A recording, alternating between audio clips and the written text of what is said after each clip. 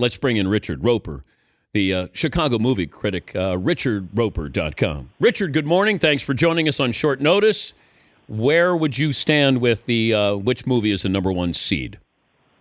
Well, good morning, Dan. You know, it's like the Academy Awards. There's no cut and dried rules for what's a supporting performance, what's a cameo. Now, you guys are putting Pulp Fiction in a cameo category here? Is that No. understand? No. This is a movie that you would want to have a cameo in. So the movie I want to have a cameo in? Me? Oh, I got to go with you. It's Pulp Fiction. There's no doubt about it. I mean, out of all of the Samuel L. Jackson movies, it's Pulp Fiction. I mean, that movie has the best repeatability factor of any movie probably since The Godfather, meaning that if you see it, you want to see it again. And if you're clicking around the dial and it's on, no matter what point in the movie you're at, you're going to watch the rest of the film. It's Pulp Fiction. End of story. That's where I went. But, Paulie, do you want to state your case to Richard? I'm just shocked because Richard is old school and respects the craft of movie making. Wait, what? You're talking about Quentin Tarantino making a movie? I'm just saying Martin Scorsese's Goodfellas is considered one of the greatest films of all time, I think. And I think it's more rewatchable than Pulp Fiction. It's right up there. Look, we're talking about Goodfellas, probably top 10. I'd put Pulp Fiction in the top 25. But when you talk about, having a memorable cameo or having a memorable appearance, I think when people think about Goodfellas, they think of 20 performances probably before they think of Samuel L. Jackson's cameo. So, for me personally, Pulp Fiction is more memorable. Pulp Fiction is the one I would personally rather be in. We were also looking at the number of movies. Samuel L. Jackson's in the Guinness Book of World Records for his movies have grossed more money at the box office than any other actor. Mm-hmm. That's crazy. Yeah. Well, it's pretty amazing. Part of it, as he'll tell you, is you can say anything you want about the 3 Star Wars movies that, aren't as beloved as the rest of them, but those movies made billions of dollars. And he's also a guy who worked for a long, long time before he really kind of hit it, in movies like Jungle Fever and early 90s stuff like we're talking about, like Pulp Fiction. So, this is a guy who was on Spencer for Hire back in the day in a supporting role. So I think, Sam Jackson really appreciates when you can become a in-demand, popular, terrific actor that you work. And let's face it, that man works. You do not have to go, you walk into any Cineplex, just walk in each of the 24 theaters. Odds are Samuel L. Jackson's going to be on screen in one of them at any given moment. Or Morgan Freeman. Culturally, bigger impact. Do the Right Thing, Jungle Fever, Pulp Fiction. Do the Right Thing. All those movies very important, but Do the Right Thing, it was so far ahead of its time because you could put that same movie in big screens right now as a current release, and it speaks to so many things that are still happening in this country. And as good as the other films are, Do the Right Thing is one of a handful of movies that transcends cinema and has people to this day. They know that phrase and they know what it's about. And if nobody knows, if you don't know anything about the state of race in America 25 years ago or now, watch Do the Right Thing. Best upcoming movies this summer?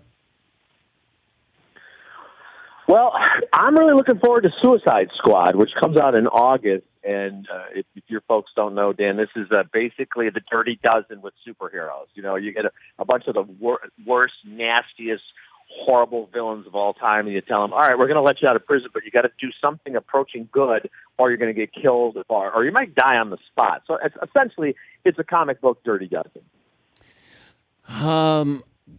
Deadpool, the sequel. When does that start? There has to be a sequel as great as that movie was, right? Oh yeah, it's now a franchise, and I think Ryan Reynolds was great as Deadpool. The one thing that I thought kind of took away from that movie is they spent so much time in his origin story telling us how he became Deadpool. And, we get that far too often. Every time we get Spider-Man, we get another punk in a high school lab getting bit by a spider. We know how he became Spider-Man. Let's pick it up the story right where he's, already Spider-Man. And that's why I think the sequel to Deadpool will be better than the original, because we know who he is, how he got there, and what he's all about. What about The Infiltrator with Bryan Cranston? You can't go wrong with Bryan Cranston, right? Bryan Cranston's one of those guys, again, we talk about, Malcolm in the Middle and some other stuff, but once you got that Breaking Bad, that breakout role and knocked it out of the park, there are a lot of actors you'd be like, well, what's he going to do after that? He's always going to be Walter White. Boom, he gets nominated for Trumbo. Bang, he does LBJ on stage in Broadway, wins the Tony. And if you haven't checked out the HBO movie where he plays LBJ, you got to check it out. 5 seconds into it, you forget that it's Bryan Cranston. So I'm looking forward to anything he's going to do. But has he become the best actor? He's right. He's in the conversation, as we say now. Yeah, we always say he's in the conversation. Who started the conversation about being in the conversation? I don't know. We need to look into that too. But we used to just say, "Oh, he's one of the best." I said, "He's in the conversation for the Heisman Trophy. He's in the conversation for MVP." So I'm going to say that about Bryan Cranston. He's in the conversation. Okay, but who else is in the conversation? Well, look, a lot of the same people are still out there. Meryl Streep isn't retiring and just painting on her ranch in Virginia at this point. And Sean Penn and Robert Downey Jr. is probably our best actor who hasn't won an Oscar. I'd make that argument right now. The fact that he hasn't is kind of amazing. Who's better than Robert Downey Jr. when he's at his best? Will they ever give an Academy Award to a superhero? No. Not in our lifetime, I don't think. There's certain, a lot of the old school Hollywood prejudice still exists. The comedies don't get rewarded. Animated films are put in a separate animated category because people don't respect, the special effects as much in the CGI and all that. And same thing with the superhero movies. And they're really not written for actors to win awards when you think about it. I think that Downey could have won for the first Iron Man because he was playing.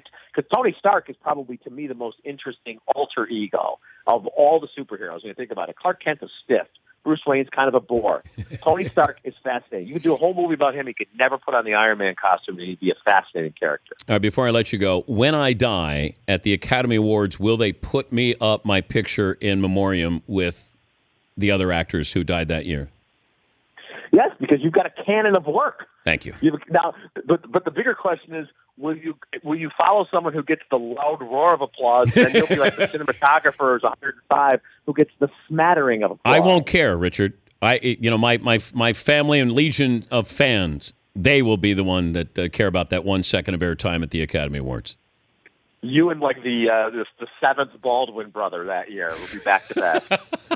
Jimmy Baldwin. Thank you, Richard. Thanks, Dan. It's RichardRoeper.com. The Dan Patrick Show, weekday mornings on Audience.